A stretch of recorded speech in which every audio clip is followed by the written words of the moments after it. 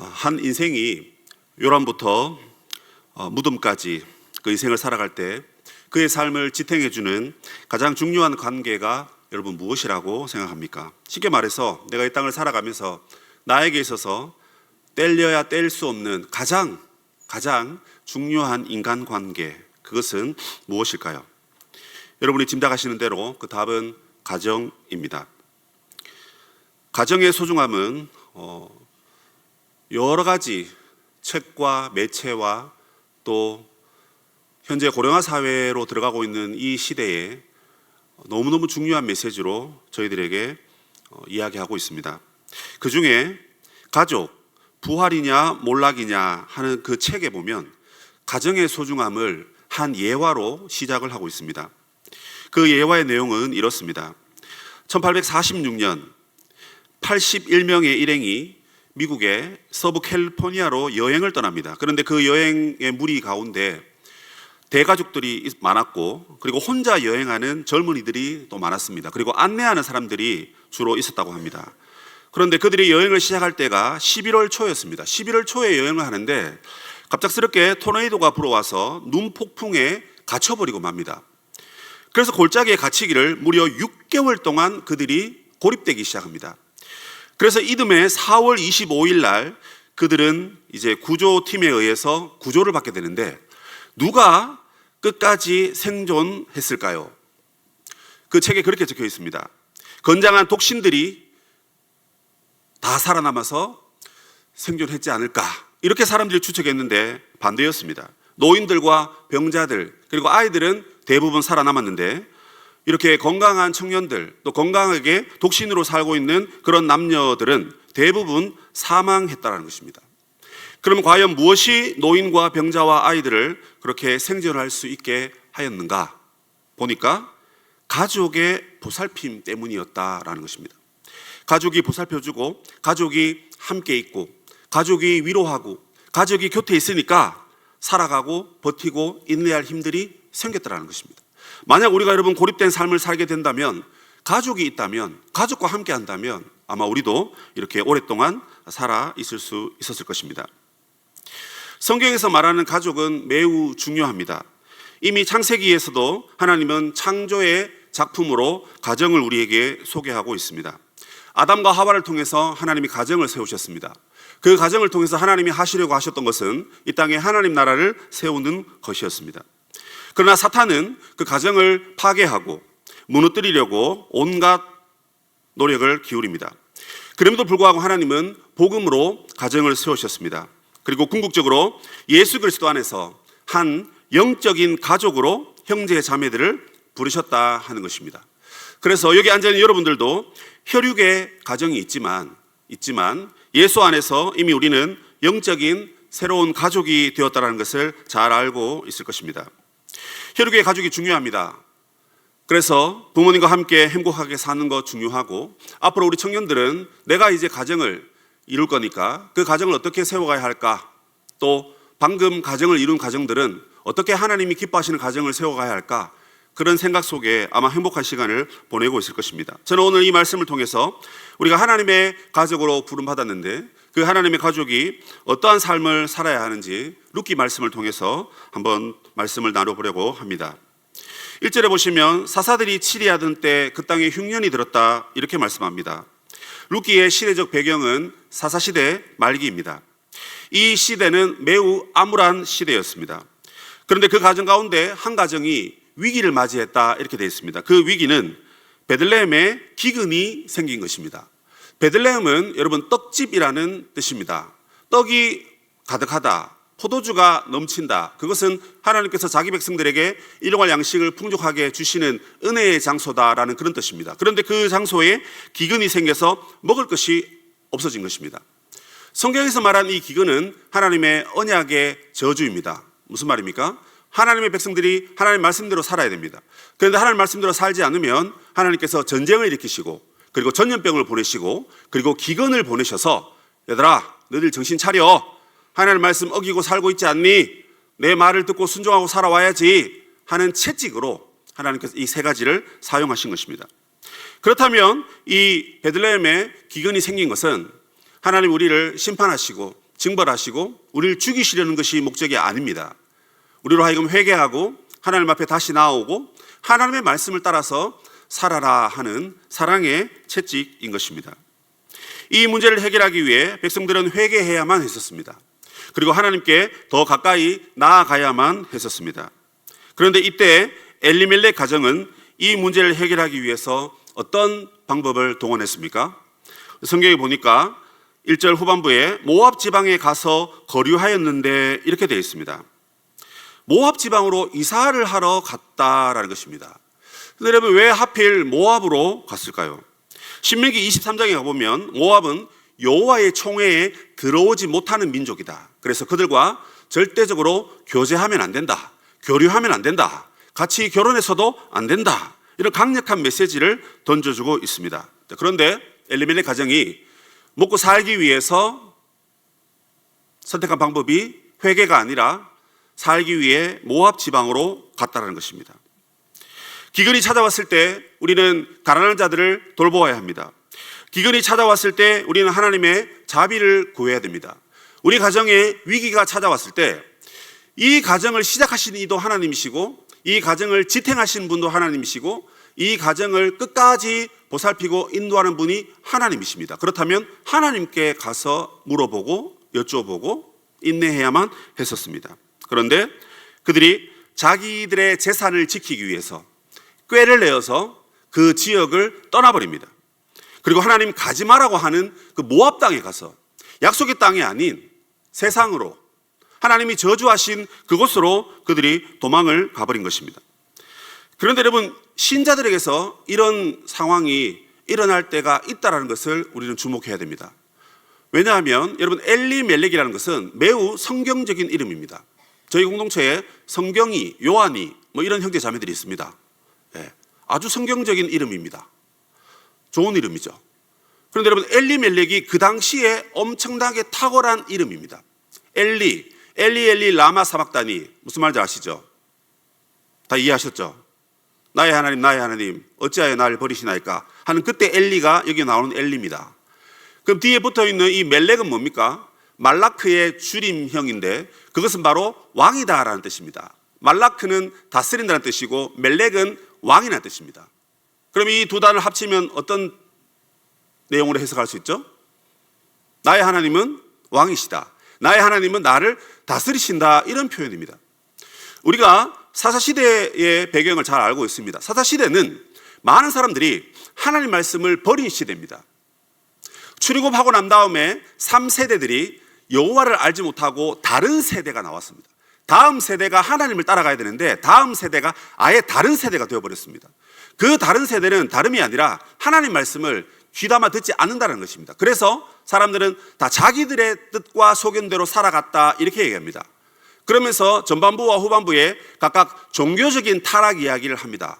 제사장이 타락을 합니다. 레위인들이 여러분 타락을 했습니다. 그럼 일반 백성들의 타락은 두말하면 잔소리입니다. 모든 백성들이 다 자기 생각대로 살아가는 그 시대입니다. 그런데 엘리멜렉의 아버지는 그 아들을 낳으면서 그래도 이 혼탁한 시대에 내가 이 아들을 낳고 이 아들의 이름을 엘리멜렉으로 지어서 그래도 하나님 말씀대로 살자. 하나님 우리 왕이시다. 왕이 다스리시니까 하나님의 다스림을 받고 살자.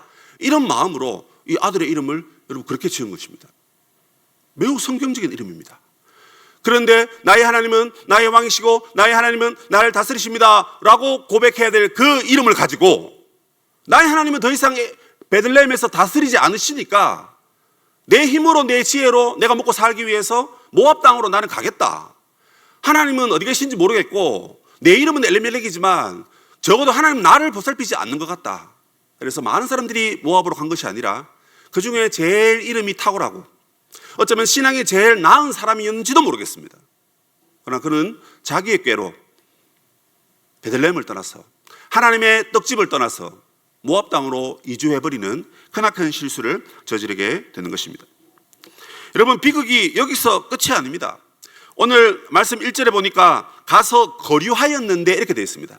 이 거류하다라는 말이 뭐냐면 가서 일정 기간 머물렀다가 오겠다 그 표현입니다. 우리 청년들이 이제 열심히 일을 하다 보니까 힘이 들죠. 그래서 나는 제주도에 가서 한 달 살기 하고 올 거예요. 이런 친구들이 있었어요. 그래 한 달 살고 와라. 진짜 한 달 살고 왔습니다. 그게 여러분 거류한다는 그 뜻입니다. 아마 이 기근을 피하기 위해서 보릿고개를 넘어가야 되니까 잠시 갔다가 와야지 하고 갔는데 거기서 어떤 일이 발생합니까? 엘리멜렉이 죽어버립니다. 실질적으로 진짜 우리 하나님이 다스리시는데 하나님을 믿지 않는 그들은 이렇게 하나님으로부터 버림을 받는 것 같습니다.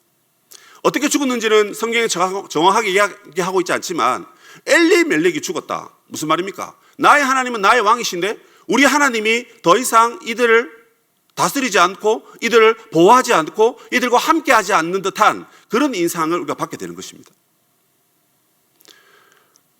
남편이 죽고 시간이 흐르면서 두 아들이 있었는데 그 두 아들이 각각 오르바와 룻과 여러분 결혼을 하게 됩니다. 무엇입니까? 불신 결혼입니다. 무엇입니까? 이방 여인과 결혼을 하게 된 것입니다. 그리고 시간이 좀 지나 10년이 채 되지 않았을 때 이 두 아들마저 세상을 떠나게 됩니다. 말론과 기련의 뜻은 말론은 병들다라는 뜻이고요. 기련은 여러분 쇠약하다 뭐 그런 뜻입니다. 그러니까 성경이 이 사람이 어떻게 죽었는지 왜 죽었는지 뭐 정확하게 이야기하고 있는 단서는 없어요. 그러나 그 이름의 뜻을 보면 아버지가 나의 하나님은 나의 왕이시다라고 고백했는데 그렇게 안 사니까 그냥 이렇게 죽었고 이 두 아들도 이름을 들어보니까 뭔가 어릴 때부터 병이 있거나 뭔가 몸이 안 좋았던 것 같아요. 그런데 시간이 지나고 불신 결혼을 하고 이방 여인과 만났는데 잘 먹고 잘 살아야 되는데 여러분 후손을 낳지 못하고 죽었다는 것입니다. 나오미의 시선에 봤을 때 나오미가 3인칭 그 주인공의 관점에서 이 룻기를 쭉 봤을 때 이 엄청난 여러분 시련이고 아픔인 것입니다. 기근이 왔죠. 기근이 저주입니다. 근데 모압으로 가지 말아야 했는데 모압으로 갑니다. 남편이 죽습니다. 그럼 아들들이라도 정신 차려야 되는데 아들들이 여러분 불신 결혼하고 이방 여인과 결혼했습니다. 더군다나 모압 사람은 사귀지도 말라 했는데 그걸 어기고 영적인 아버지가 안 계시니까 엘리멜렉이 없으니까 하나님 우리 안 다스리니까 나 하고 싶은 대로 하는 겁니다. 그래서 여러분 불신 결혼했습니다. 그 결과가 뭡니까? 두 아들마저 죽고 두 아들마저 다 죽고 후손도 남지 않는 족보에서 완전히 사라져야 될 그런 위기를 이 나오미의 가정이 얻게 된 것입니다. 여러분 그렇다면 이 가정이 특별히 이 나오미가 여러분 얻게 된 이 비극의 원인이 뭘까요? 그냥 다짜고짜 불신결혼 뭐 이게 원인입니까? 모압으로 도망간 거 뭐 이 정도 되겠죠. 본문 전체를 살펴보면 이 가정에 일어난 불신의 원인은 그들이 베들레헴을 떠났다라는 거기에 있습니다. 베들레헴을 떠났기 때문에 10년 안에 모든 집안의 남자들이 다 죽게 됩니다. 여러 번 말씀드렸습니다. 과거의 여인들은 인구 개수에 들어가지도 않았습니다. 집안에 있는 한 가구입니다. 가구. 집안에 강아지, 개, 염소, 소, 송아지 그들과 동류의 인물로 취급받는 것이 당시 사회의 여성들이었습니다.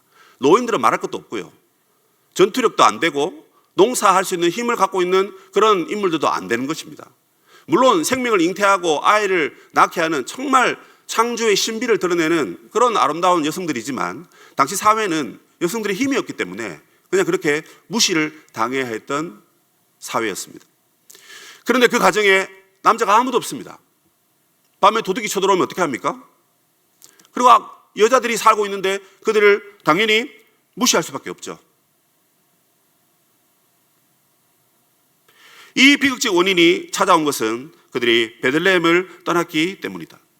나오미가 나중에 정신을 차리고 난 다음에 여러분 이런 고백을 합니다. 전능하신 여호와께서 나를 치셨다. 나오미가 뭘 잘못했습니까? 엘리멜렉 가정이 뭘 잘못했습니까? 이방 여인이 결혼한 그 아들의 잘못도 있고 여러 가지 잘못이 있지만 그 잘못의 첫 번째 시작이 뭐였냐는 거예요. 첫 단추가 뭐였습니까? 무엇이었습니까? 베들레헴을 떠난 것입니다. 물론 그들은 지혜를 발휘했습니다. 아이고 여기 먹을 살 거 없으니까 모압 가서 잠시 한 달 살기 하다가 올라오면 돼 라고 했는데 그 데려갔던 믿음 없는 두 자녀들이 이방 여인을 보고 거기에 빠져서 돌아오기를 거부하니까 그 사이에 남편은 죽고 결국 아들들까지 다 죽어버린 것 아니겠습니까? 여러분, 더 놀라운 사실은요, 21절에 있습니다. 21절 뭐라고 되어 있습니까? 내가 풍족하게 나갔더니 여호와께서 비어 돌아오게 하셨느니라. 여호와가 나를 징벌하고 나를 괴롭게 했다. 이렇게 말합니다. 여기서 우리가 눈여겨봐야 될 대목은 뭐냐면 그 앞부분입니다. 여호와께서 내가 풍족하게 나갔다니. 무슨 말입니까? 지금 모압으로 떠날 때 나는 풍족했었다라는 겁니다, 여러분. 그러니까 여러분, 이거는 뭐냐면 지금 베들레헴에 있을 때 떡집에 있는데 정말 먹고 살 게 없어가지고 거기 일하러 갔다. 뭐 그러면 아이고 어떻게 뭐 힘들었겠네. 그래도 이제 공감도 해주고 위로도 해주면서 그래도 그건 하나님의 뜻이 아니었어요. 뭐 이렇게 얘기하는 겁니다. 그런데 여러분, 아예 출발할 때 내가 풍족했었다는 겁니다, 여러분. 풍족했었는데 하나님의 자비를 기다리고 하나님의 도우심을 기다리고 나보다 더 힘든 사람들을 여러분 베풀어주고. 이스라엘은 그런 사회거든요. 이스라엘은 그런 공동체입니다, 여러분. 그 베푼다는 것이 마음 쓰고 말 그게 아니고 실질적인 내 재산을, 나의 양식을 그들에게 나누어주는 그런 걸 얘기하는 겁니다, 여러분. 내가 풍족하니까 그들에게 나누어줘야 되는데 그걸 가지고 다른 곳으로 간 것입니다. 이 재산을 잃어버릴까 다른 곳에 갔을까요? 여기 있는 가난한 자들, 고아와 과부나 헐벗은 자들, 낮은 자들, 어린아이들, 노인들 그런 사람들에게 도와줘야 되는데 그게 싫어서 그냥 이기심을 가지고 여러분 자기의 물질을 가지고 그렇게 모압으로 갔을까요? 뭐 그럴 수도 있다고 생각을 합니다. 중요한 것은 하나님이 우리에게 베푸신 이 삶 가운데 반드시 우리가 순종하고 살아가야 될 그 영역을 물질의 눈이 어두워서 당장 내 손에 쥐고 있는 이것이 빼앗겨질까 봐 이거 살리려고 여러분 하나님과 바꿔버린 것입니다. 돈과 하나님을 여러분 바꿀 수 있습니까? 여러분의 젊음과 하나님을 바꿀 수 있습니까? 여러분의 일과 하나님을 바꿀 수 있나요? 여러분의 남자친구와 하나님을 바꾸면 됩니까? 여자친구와 바꾸면 됩니까? 안 되는 거 아닙니까, 여러분? 하나님이 가장 우리를 사랑하시고 하나님이 나의 왕이시고 하나님이 나를 다스린다라고 그렇게 고백하면서 우리가 살고 있는 우리의 모습은 돈 때문에 하나님을 등지고 사람 때문에 하나님을 버리고 나의 일과 나의 먹고 살기 위한 그것 때문에 실질적으로 충분히 먹고 살고 있으면서도 그 이기적인 욕심 때문에 우리는 어떤 때는 하나님을 버리고 우리가 원하는 방향으로 가고 있다는 사실입니다. 그러니까 여러분, 내가 풍족하게 나갔는데 하나님께서 그 손에 있는 거 다 떨어버리고 보내시는 겁니다. 21절 다시 보십시오. 여호와께서 내게 비어 돌아오게 하셨다. 자, 누가 돌아오게 하셨다고요? 이 수동태입니다. 여호와가 나를 다시 뭐다? 돌아오게 하셨다는 것입니다. 나갈 때는 누구의 의지로 나갔습니까? 나의 의지로 나갔습니다. 근데 돌아오게 할 때는 누가 돌아오게 하셨다고요? 하나님의 택함받은 백성은 하나님이 뒤통수 한 대 딱 치고 난 다음에라도 그 사람을 하나님의 품으로 돌아오게 하신다는 것입니다. 그런데 여러분, 어떻게 돌아오게 하십니까? 비어. 여러분 손에 잡고 있는 하나님의 말씀, 하나님을 향한 예배, 하나님을 향한 헌신, 하나님 중심, 난 하나님만 섬기겠다, 나와 내 집은 오직 하나님만 바라보겠다, 그걸 붙잡고 있으면 하나님이 그 손에, 다른 손에 복을 주십니다.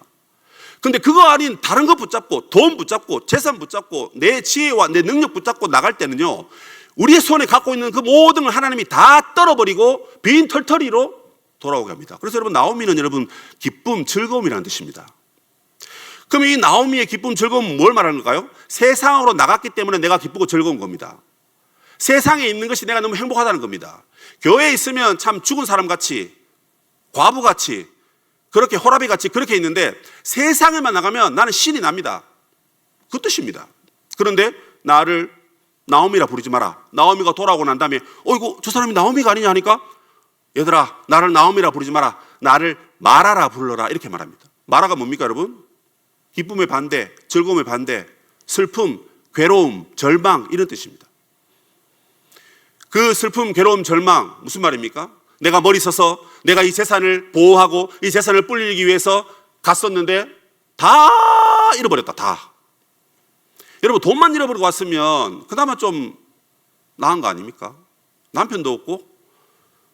여러분, 이제 결혼해서 자녀를 한번 낳아서 한번 길러보십시오. 아무리 말 안 듣는 자녀라도 열 손가락 깨물어서 안 아픈 손가락 없다고? 그 자녀는 정말 자기의 목숨보다 더 소중한 생명인 겁니다. 적어도 부모들은 그렇게 생각합니다. 자녀들은 자기가 부모가 되기 전에는 그걸 깨닫지 못해요. 절대 깨닫지 못합니다. 부모가 되어서, 그리고 그 자녀들이 사춘기가 되고 점점 자라면서 속을 썩일 때 내가 정말 이 자녀를 사랑하는구나, 그 부모가 알게 되고, 자녀들은 결혼하고 난 다음에 그걸 알게 되는 거거든요. 그런데 여러분, 이 나오미는 그 두 자녀마저 다 잃어버렸으니, 또 병약하고 쇠약했으니까 어릴 때부터 이 자녀를 위해서 좋은 거 헤매기고 얼마나 여러분 나오미가 신경을 썼겠습니까? 그런데 이방 생활, 객지 생활 하다가 10년 만에 다 죽어버리니까 그야말로 빈털터리가 돼서 돌아온 겁니다. 그러면 우리가 오늘 이 첫 번째 대목에서 우리가 생각해야 될 건 뭐냐면, 하나님과 그 무엇과 바꿀 생각을 하지 마시라는 겁니다. 우리의 가정에 위기가 올 때, 우리 가족 가운데 어려움이 찾아올 때, 내 삶 가운데 뭔가 내가 해결하지 못하는 엄청난 쓰나미가 우리에게 밀려올 때, 그걸 해결하려고 우리는 머리를 굴립니다. 그래서 이것저것 기웃거립니다. 이 방법 저 방법 찾습니다. 하나님이 다 보고 계십니다. 우리 중심을 보고 계신다는 것입니다. 거류하려고 갔는데 그거 용납이 안 됩니다, 여러분. 내가 중요한 시험을 앞두고 있으니까 주일 성소 한 1년 정도는 좀 쉬었다가 1년 후에 내가 다시 와서 예배 드리면 하나님 기뻐하실 거야. 그건 내 생각입니다. 그 시험에 떨어질지언정 나는 하나님을 예배하겠다. 차라리 그 시험을 내가 치지 않을지언정 나는 하나님을 섬기겠다. 여러분, 그게 믿음이고 신앙입니다. 근데 우리는 잠깐 거류하려고 세상으로 가거나 내 손에 쥐고 있는 것을 보존하고 유지하기 위해서 그 길을 찾아갑니다. 성경이 뭐라 그럽니까? 하늘의 보화를 쌓아라 그러죠.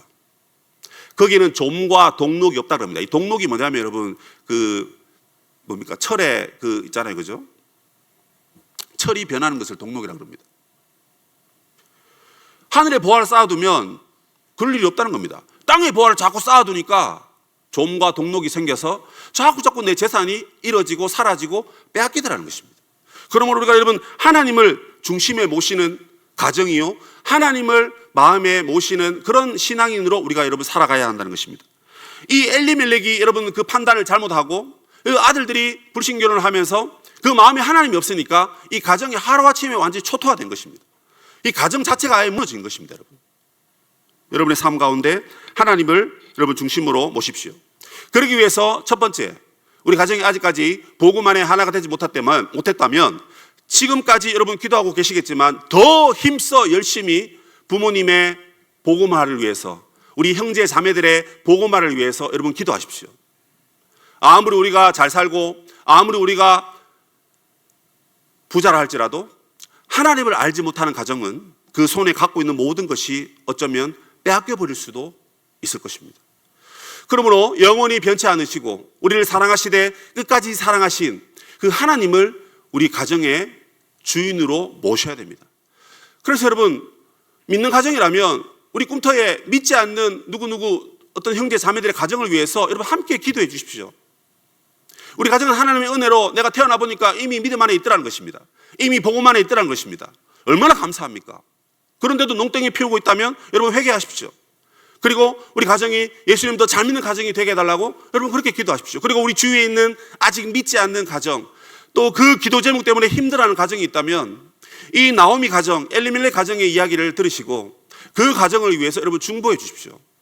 그 가정이 믿음 안에 복음 안에 나올 수 있도록 다 예수 믿고 하나님의 자녀가 되게 해달라고. 첫 번째, 여러분 그걸 위해서 기도하십시오. 두 번째로, 여러분이 만약에 믿음의 가정 안에 계시다면 우리 가정이 하나님의 말씀을 중심으로 더 사랑 안에 교제하는 가정이 되도록 여러분 그렇게 기도하십시오. 엘리멜렉이 여러분 나오미와 함께 모압으로 가지 마라, 모압 사람들과 상종하지 마라, 이 말씀을 버렸기 때문에 비극이 생긴 겁니다. 하나님의 말씀을 버리지 않았다면 내가 굶어 죽어도 베들레헴에서 굶어 죽겠다, 그래서 굶어 죽어서 빨리 천국 가서 하나님 얼굴을 뵙겠다, 이게 여러분 진정한 믿음이고 신앙이고 하나님 그걸 원하십니다. 그런데 마음에 그 중심을 갖고 있었다면 하나님이 반드시 그들의 문제를 해결해 주셨을 것입니다. 아니나 다를까, 여러분 그 뒤에 밑에 본문을 보십시오. 6절에 보시면 그 여인이 모압 지방에서 여호와께서 자기 백성을 돌보시사 그들에게 양식을 주셨다 함을 듣고 이렇게 되어 있습니다. 얼마의 기간이 지난지 모르지만 최소한 10년은 지난 것 같습니다. 긴 시간입니다. 긴 시간입니다. 근데 우리는 1년을 못 참고 5년을 못 참고 10년을 못 참으니까 당장 우리의 생각으로 문제를 해결하려고 하는데 10년이 걸리든 20년이 걸리든 하나님은 반드시 우리의 문제를 해결해 주시는 분이라는 것입니다. 여러분, 해결 안 되면요, 천국 가면 해결 다 되는 겁니다. 여러분, 죽는 것이 두렵습니까? 죽는 것이 아깝습니까? 아닙니다. 여러분, 우리가 살아있을 때는 죽어야 하나님께 갑니다. 이 상당히 역설적인 겁니다. 죽어야만 하나님께 가고요, 아니면 예수님이 재림하시면 죽지 않고 주님을 맞이하는 그런 영광스러운 자리에 저와 여러분이 들어갈 것입니다. 근데 그때는 언제인지 알 수 없지만, 알 수 없으니까 언젠가는 우리가 여러분 살다가 죽어서 하나님께 가는 겁니다. 우리의 문제 해결 안 돼도 주님께 가면 우리 문제는 다 해결되는 겁니다. 적어도 내 문제는 여러분 해결되는 겁니다. 내가 죽을 병에 걸렸는데 아무리 기도해도 낫지 않습니다. 그런데 여러분, 때가 되어서 하나님 저를 불렀어요. 그럼 천국 갑니다. 병이 해결되는 겁니다. 여러분, 해결됐습니다. 그리고 부활의 몸을 여러분 기다린 건 아니겠습니까? 시간이 지나면 여러분 하나님께서 이렇게 문제를 해결해 주신다는 거예요. 그래서 여러분, 이걸 붙들고 이걸 붙잡고 인내하고 버티고 하나님을 더 사모하고 그 예배의 자리에 더 열심과 최선으로 나아가는 것이 여러분 가정이 해야 할 중요한 본분인 것입니다. 그러므로 이미 여러분 복음 안에 있는 가정이라면 우리 가정이 하나님의 말씀을 더 잘 붙들고 살 수 있도록 여러분 이것을 위해서 우리 함께 기도해야 할 것입니다. 그리고 우리 청년들은 앞으로 내가 하나님의 가족을, 하나님의 가정을 일구어 갈 것인데 그 가족을 꿈꾸면서 나오미와 엘리멜렉 가정에 있었던 이 비극적인 이야기가 우리 가정에는 역으로 하나님을 더 의지하고 하나님 중심이 되고 하나님의 말씀에 따라서 가라면 가고 오라면 오는 그런 가정을 내가 세우겠다. 그리고 그런 배우자를 위해서 여러분 지금부터 기도하셔야 됩니다. 지금부터 기도하셔야 됩니다. 특히 우리 러비아 친구들에게 저는 희망을 겁니다. 저 유리코 담당이거든요. 희망이 없다고 말하면 안 되니까 희망이 잘 보이지 않습니다. 근데 우리 러비아 친구들은 희망이 있어요. 지금부터 기도해야 됩니다. 지금부터 마음에 굳은 결심을 하시고 우리 가족은 어떤 일이 있더라도 하나님 중심으로 세워지는 가정으로 내가 세워가겠다. 아니, 내가 세워가는 게 아니고 하나님이 세워가실 건데 내가 그걸 동의하고 그 일을 위해서 열심과 최선으로 준비하겠다. 은혜를 구하겠다. 여러분 그런 마음으로 여러분 준비하셔야 됩니다. 나오미가 정신을 차리고 난 다음에 베들레헴에 양식을 주셨다. 하나님이 자기 백성을 돌보셨다라는 소식을 듣게 됩니다. 그리고 이제 그가 회개하고 뉘우칩니다. 깨닫습니다. 그리고 이제 돌아갈 채비를 하고 두 며느리를 부릅니다. 얘들아, 너희 고향으로 돌아가라. 그러니까 이 두 여인 중에 여차여차해서 룻은 따라가고 오르바는 돌아가게 됩니다. 나는 이제 너희들에게 줄 아들도 없고 내가 너희들을 보살필 경제적인 능력도 없고 더군다나 너희들은 이방 여인이 아니냐. 이방 여인이 유대인들에게 가면 싫어한다. 특히 모압 여인이니까 이스라엘 사람들이 싫어한다. 그렇기 때문에 재산도 없고 희망도 없고 즐거움과 기쁨도 없으니까 가족의 연결고리가 끊어졌기 때문에 각자 살 길 찾아라. 두 며느리들을 생각해서 그렇게 돌려보냅니다. 그런데 룻은 어머니의 말을 불순종하고 어머니를 따라가려고 합니다. 핵심 구절이 14절입니다. 제일 마지막 단어가 뭡니까? 룻은 그를 붙쫓았더라 이렇게 되어 있습니다. 이 붙쫓았다라는 단어가 아주 중요한 단어입니다. 이 룻이 왜 나오미를 붙쫓았느냐? 16절 17절 가보시면 바로 하나님 때문에 내가 당신을 따라갑니다. 이 고백을 한 겁니다. 여러분 우리의 가정의 연결고리가 있죠.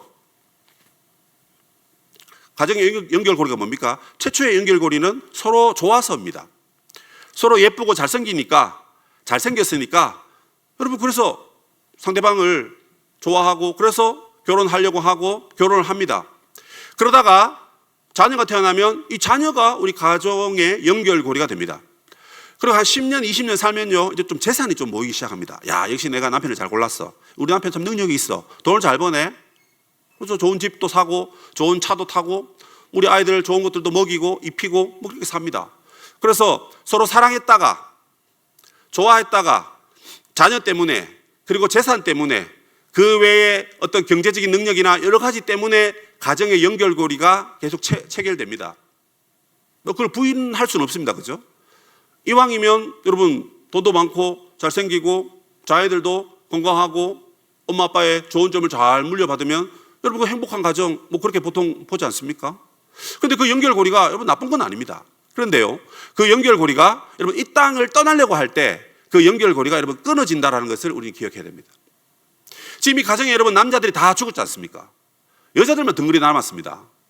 나오면 너무 나이가 많으니까 이제 아이를 임신할 수 없으니까 그야말로 이제 뭐 이 두 며느리에게 아들을 또 줄 수가 없어요.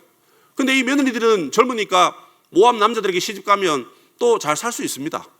그런데 룻이 아주 특별한 선택을 합니다. 어머니 다 압니다. 어머니에게 아들도 없고 경제적인 능력은 더 없고 더군다나 나는 이방 여인이고 당신은 이스라엘 사람이고 하나 될 수 없다는 건 너무 잘 알아요. 하지만 저는 그것 때문에 어머니를 당신을 쫓는 것이 아닙니다.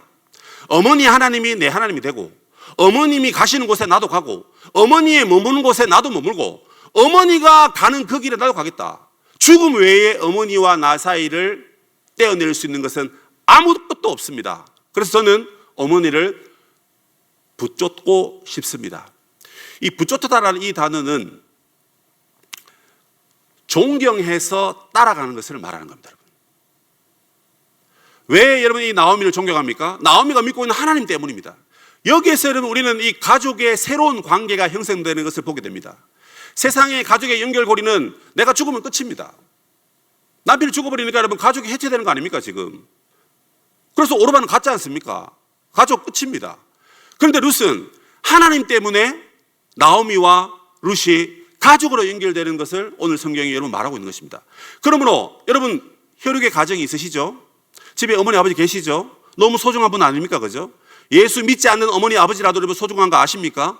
부모를 공경하라 했을 때 안 믿는 어머니 아버지는 여러분 더 잘 공경해야 되는 거 다 동의하시죠? 그런데 여러분 오늘 우리는 이 말씀 가운데 우리가 예수 안에서 한 영적인 가족이 되었다는 것을 오늘 발견하는 것입니다. 저는 여러분들에게 목회를 하면서 엄청나게 강조하는 것이 있습니다. 뭡니까? 꿈터 모임입니다. 꿈터 모임 제발 좀 열심히 해라. 꿈터 모임에서 좀 마음에 있는 이야기 좀 나눠라. 남들이 얘기하는 거 기다리지 말고 내가 먼저 얘기하면 되지 않느냐. 그러면 누군가가 또 말을 하겠지. 그래서 내가 알지 못하는 심지어 담당 목사님이 모르고 담임 목사님도 모르시는 그런 비밀스러운 얘기들을 꿈터에서 함께 할 수 있다면 그 꿈터는 천국이다. 그 꿈터는 하나님 나라다. 집에 가면 부모님이 안 믿으시니까 세상에 가면 안 믿는 사람들이 많고 회사에 가거나 학교에 가도 믿음의 공동체가 도무지 보이지 않는데 그래도 이 꿈터만큼은 하나님이라는 이름 때문에 우리가 연결고리가 되어서 믿음의 영적 가족을 이루고 있는 것이 아니냐. 육신의 가족은 이 땅에서 내가 죽으면 끝인데 천국 가면 다 천사처럼 각각 다 하나님을 섬기기 때문에 서로 뭐 알아는 보겠지만 남편이고 아내고 애인이고 뭐 그런 관계들이 성립이 안 된다는 것입니다. 그런데 여러분 하나님의 가족, 교회, 영적인 가족 이것은요 이 땅에서 맺어져서 영원히 간다라는 것입니다. 그러면 여러분 특별히 혈연의 가족이 믿는 가족이다. 혈연의 가족이 믿는 가족이다. 여러분 이건 엄청난 은혜입니다. 그리고 혈연의 가족이 믿는 가족이 아니시더라도 교회에서 소모임과 꿈터와 공동체 안에 소속되어 있다면 여러분 엄청난 축복을 받은 사람인 것을 여러분 기억하십시오. 그래서 여러분 꿈터는요 그냥 6개월 단위로 편성했다가 지우고 다시 편성하고 어머나 이 편성하는데 이 친구 옛날에 연애했다가 헤어졌는데 이 같은 꿈터로 편성하면 안 돼 큰일 났어 이거 빨리 분리해 뭐해 빨리 분리해 이러면서 늘 이렇게 막 퍼즐 맞추듯이 사실 그러고 있잖아요 우리가. 근데 그런 거는 여러분 그렇게 뭐 도와는 드립니다. 도와는 드리는데 여러분 우리 꿈터가 하나님 나라 천국 공동체라는 이 여러분 사모함이 있으셔야 되는 거예요. 제가 만약에 오늘 김윤정 목사님 사임하셨는데 뭐 저도 언젠가는 이제 안녕히 계세요 할 때가 있겠죠. 오늘 마지막 설교라 치고 갑자기 막 즐거워하는 분들이 계시네요. 예. 항상 저는 마지막이라 생각하면서 설교합니다. 마지막 설교라 치고 제가 여러분에게 정말 부탁드리고 싶은 것은 우리 소모임, 우리 꿈터 모임, 우리 러비와 우리 유디코 러비와 우리 모두가 하나님의 영적인 가족 공동체다. 여러분 이걸 꼭 마음에 새겼으면 좋겠습니다. 제가 떠나더라도 여러분 나중에 천국에서 다 만납니다. 아이 천국에서 왔네, 야 성경아 만났네, 와 요하나 뭐 와 이러면서 만날 거 아닙니까 여러분? 이왕 거기서 만날 건데 여러분 이 땅에서도 영적인 가족으로 더 사랑하고 더 섬기고 더 좋은 것들을 많이 나누고 힘들어하면 같이 힘들어해주고 즐거워하면 같이 즐거워해주고 함께 먹고 마시고 함께 희노애락을 나누면 여러분 얼마나 행복한 공동체의 삶을 살 수 있겠습니까? 하나님 나라 공동체니까 여러분 그 공동체 안에서 주님이 우리에게 은혜를 주시는 것입니다. 결국 이 말씀을 통해서 하나님께서는 우리가 속한 혈육의 가정뿐만 아니라 영적인 가족 안에서 하나님을 붙쫓아라 하는 이 말씀으로 결론을 맺고 싶습니다. 인생 살아가다 보면 여러 가지 어려움들을 만납니다. 그때 우리는 베들레헴을 떠납니다.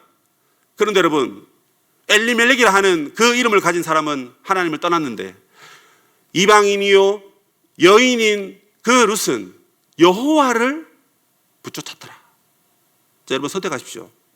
베들레헴을 떠나시겠습니까? 그래서 자유롭게 사시겠습니까? 아니면 여호와를 붙쫓아서 여호와가 함께하는 그 영적인 공동체 안에서 쉼을 누리고 평안을 누리고 행복을 누리는 여러분 삶을 사시겠습니까? 어느 길로 가시겠습니까? 선택은 여러분의 몫입니다. 여러분이 결단하시고 내가 그런 가정을 이루겠다. 지금부터 기도하시고 그리고 내가 속한 현재의 가정 속에서 여호와 하나님의 말씀을 붙잡고 하나님 중심으로 살아가는 그런 믿음의 사람이 되겠다.